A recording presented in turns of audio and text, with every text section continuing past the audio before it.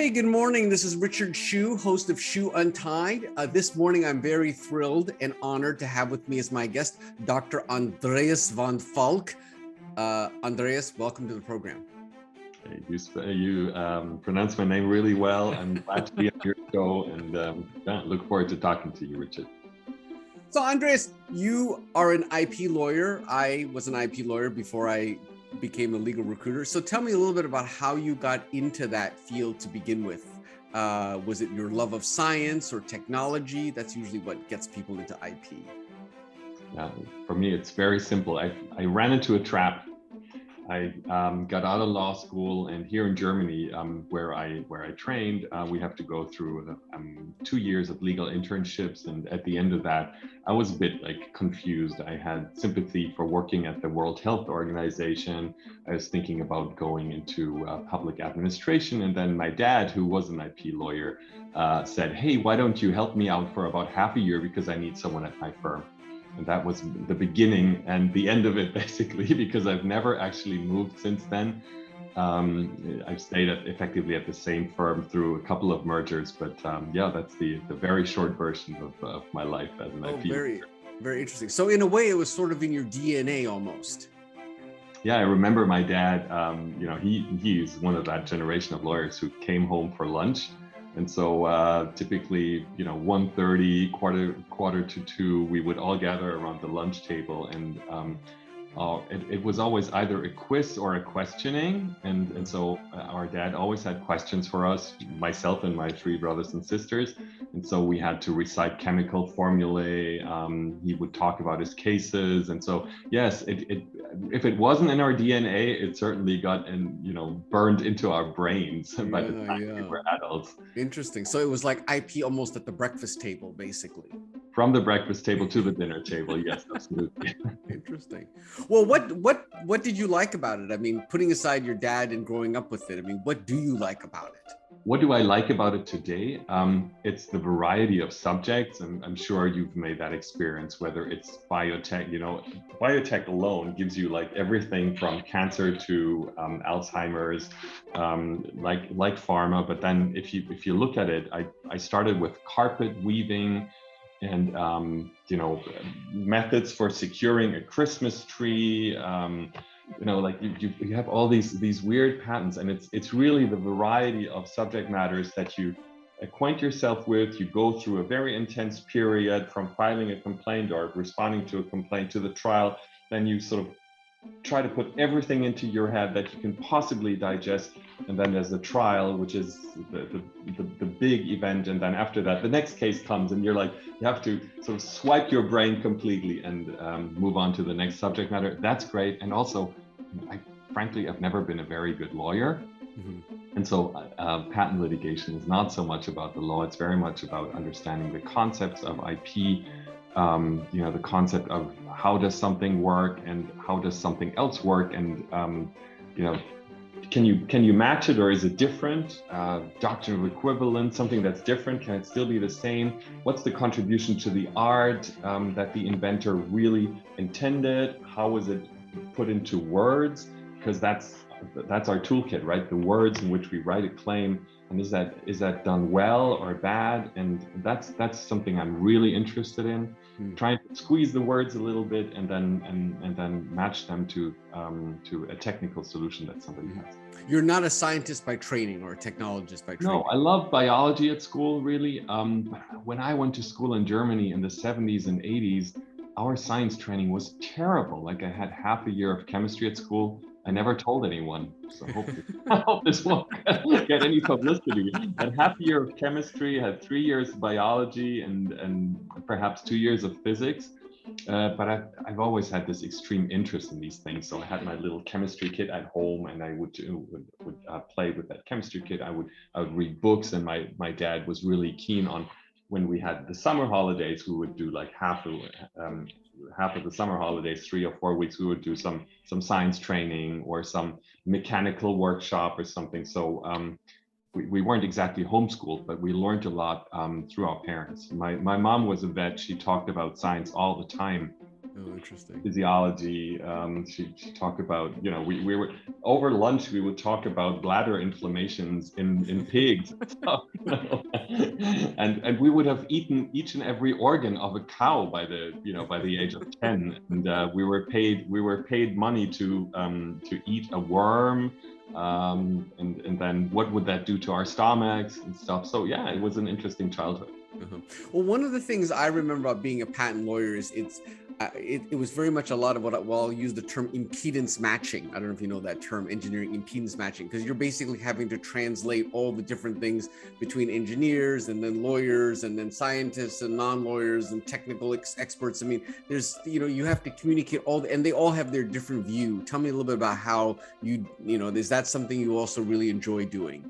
Yes, I do enjoy doing that, although I will say it's not like in the US. I work in Germany, and our lawyers, they all specialize in patent litigation like many in the US do, but then our judges are very different from your judges.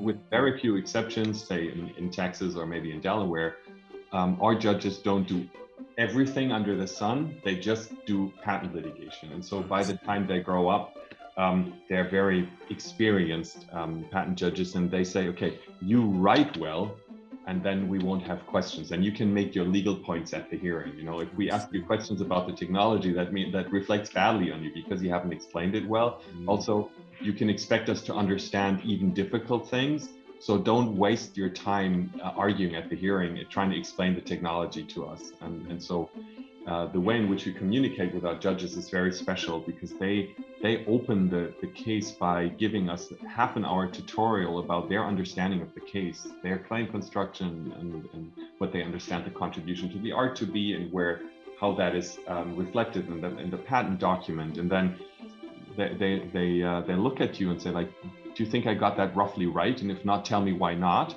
And otherwise, let's talk about the problems. And here they are. And so it's a very focused, like half day and not a week or two. And it's based on a lot of prep work by the judges. So it's a different litigation situation than you have in the US. That actually sounds a lot better than the U.S. system. When I was a patent lawyer, we were working on a computer case, a 802.11 case, and the client, after seeing the judge for the first time, said something like, "That judge couldn't tell the difference between a potato chip and a computer chip." I remember, I was an intern, or a foreign associate at Finnegan Henderson, which is a pretty decent IP firm in yes. I went to my first PI hearing, and the judge said, after the parties had made their arguments, said, I'm still struggling with the concept of what you're saying is a patent claim, but when I look at the drawings, this looks very, very similar. Gosh, that's what you get in the US. You would never get that in Germany or elsewhere in continental Europe, because we typically have specialist judges, and I think that's a good thing. Did you get a chance to talk Did you get a chance to talk patent law with your dad after you became a patent lawyer, or did you have a lot of lively discussions? Yeah, but unfortunately, my dad passed away very early. He died from cancer in 2001. But we had 6 good years together, and very nice. We talked about patent law all the time. And it's funny because he was a tough guy, right? But he was very keen that me and my then fellow associate at the time, that we learn it from him and not from someone else. So he would sit down and he would prepare a pot of tea, and then we would sit down and say, okay, today it's doctrine of equivalence. What do you know about doctrine of equivalence? And then we would have to explain ourselves, and then like the judges, you expose yourself, and then you make mistakes, but don't be afraid about making mistakes, right? I'll explain it to you, and then you do it again. And so we sat there, getting it wrong the first time, getting it wrong the second time, and then perhaps getting it right the third time round. That sounds wonderful. If he were around today, I would love to have him be a guest on this podcast. So, Andreas, tell me a little bit about Hogan Lovells. I mean, you've been there your whole career, essentially your whole career. Tell me a little about the culture and what you like about practicing law there. I like to say I was part of creating this firm, because I was in management between 2003, when I became the head of IP for the first time at Lovells, and then 2007, 2008, 2009, financial crisis, big difficulties. Lovells, at the time, a second-tier sort of British firm, as they were referred to at the time, that had early on merged with a German, a French, a Dutch, etc. firm. So we were truly European, but we were starting to feel the limitations with an office in Chicago, an office in DC and New York that were loss-making.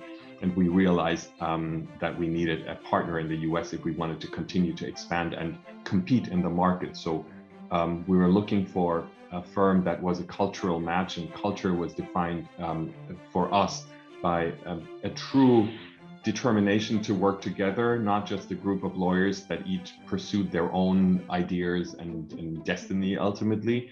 And we talked to a few. We were really impressed by the quality of the firms, but when we met Hogan and Hartson, I would say it was love at first sight. And what is it that created that? It's really the desire to be truly global, in the sense that you don't have a firm that has separate profit pools, maybe on a country-by-country basis or on a US, ex-US basis, but a truly integrated firm, and a firm that set out to revolutionize compensation systems.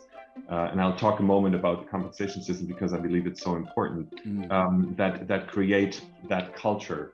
I think compensation systems are one of the most important drivers of partner behavior at law firms. And when people talk about culture, I want to understand what compensation it is, what compensation system they have, because you can almost tell from the compensation system the way the partners will behave. Yeah. There are always ways of sort of circumventing a system and sort of driving it in your favor. But here, I think the starting point is that we pay people better if they generate work for other partners. That's the starting point of that. And people have lived and breathed that for the last 12 years since the creation of Hogan Lovells on the 1st of May 2010. And it's worked extremely well. And I'm very pleased that we've been able to maintain that very sort of partnerial approach to practicing law together, and increased our profitability to an extent which was really even surprising to me, although I always thought that ultimately we would succeed with our system. And I can also see from the large number of lateral conversations that I conduct with people that they find our system appealing, because when they're in a US firm, they will say, hey, so you're telling me that the work that I'm giving to another firm in Europe, maybe one in the UK, one in Germany, one in China, we can do all that ourselves, and that I'm going to have a benefit out of doing that, because at my firm, I either sell to other firms or either involve other firms, or when I'm at a global firm, the benefit for the joint work that we do goes to a client relationship partner. And if that's not me, then where's my motivation? And so I often hear that even people in global law firms work with other law firms because they have more of a control, and that's something, there's no incentive to do that at Hogan Lovells. And so, I could talk about how much I love my fellow partners, and I could tell you, 890 names of people that I really like, and maybe 2 that I don't like. But as a business model, that's what I think determines our culture, and that's why I've been here for 27 years. Interesting. I've interviewed almost 100 lawyers, and I've never heard that point about how, if you want to look at a firm's culture, kind of look to understand their compensation system. And it actually makes a lot of sense. It's not just because it's about how much money they make, but as you said, how they incentivize people and behavior. They're really very closely tied. I'd not thought about that. So you're the first to bring that point up. And one slightly refining point, I would say, is, we're not the most profitable firm in the world, although we're doing really well. And when I look at last year's numbers, I'm very happy. But I think what you want to provide to partners is a system in which they can grow. And this system really allows partners to grow as best as they can and they will see the result. They will get an immediate reward. They look at the numbers that we collect and will say, hey, I've done really well this year. And then they look at their paycheck and say, hey, that's recognized because we're measuring the right things. And so even if you're on a profit per equity partner, average profit per equity partner, we're still not the most profitable firm in the world. We have that ability to make people enjoy the success of their own hands work, if you will, and of working with others. And whenever I speak to partners, the focus is on how are you doing, what's going on in your life, and the next thing is, hey, I have a client I can introduce you to, or do you have a client you want to introduce me to? Yeah, that's fantastic. Yeah. So one thing, Andreas, I want to tell you is that, I do a lot of these interviews with lawyers, and I can almost immediately tell right from the first minute whether somebody really loves what they do. And I got that feeling from you the minute I met. And I'm gonna ask you anyways, but I'm gonna guess that you really, you love what you do, you love the client work, you love everything about it. I do. And what I love first and foremost is human relationships, interaction between human beings. And I find that the law is a wonderful playing field for somebody who likes to develop human relationships. I've always had that idea about the law as being like for a Christian, the 10 Commandments or whatever applies to you. It's a wonderful set of rules that, if applied well, gives people the ability to live peacefully together in a society, in the world. And you see that the absence of law, or the rule of law, really leads to chaos and war. And that's something that has fascinated me all along. And I find that if you apply a couple of very simple rules about human behavior, you can be very successful as a lawyer. And if you enjoy the work that you do, then you have a very fulfilling profession for the entirety of your professional career. And if you want to talk about that, I think what's most important is allow the other person to be who they are. Listen very carefully, try to see the world from their perspective. And there are a variety of ways of describing that, but what I like to say is apply an alterocentric view of the world or on the world. So alterocentric, put the other at the center of everything you do, of the way you think and in which you respond to other people. It makes life so much easier. You avoid disputes because if you understand the perspective of the other person, you can either walk away or accommodate, right? But you don't have these big clashes anymore, and that's applied to the legal profession. It's a wonderful secret to success, I would say. Well, Andreas, this has been a wonderful conversation. I really appreciate your taking the time. If I ever decide to go back to patent law, I will definitely come and do it in Germany. Okay, that's great. But we're not just Germany. We have a wonderful IP practice across the globe, which is perhaps the second aspect of why I love it so much. We have a lot of clients who hire us as a global firm. They come to me, they come to my partner, Patrick Michael in California, they come to my partner, Frederick Chen in the Tokyo office, and they say, hey, you can handle this on a global basis. And that's something that I also absolutely love in my field of expertise, which is pharma and biotech. And I also have 30-40% in telecommunications. These disputes are always global. And it's so nice to work with people who you've known in some cases for, my English partners for 22 years. We have a history of working together, of failing together, of winning together. And I like to say to clients, I will say that my partners are all great, but I also know their weaknesses because we've worked together so much. And then when you know someone's weaknesses, you can design around them. You can bring someone else on the team who can compensate for a certain weakness, and you can play to people's strengths. And that's the other reason why I really love the firm. Andreas, it's been a wonderful pleasure. I really appreciate your taking the time. It's been a pleasure meeting you, Richard, and having this conversation with you. Thank you very much. Thank you so much. This is Richard Hsu and Andreas von Falck. Thanks.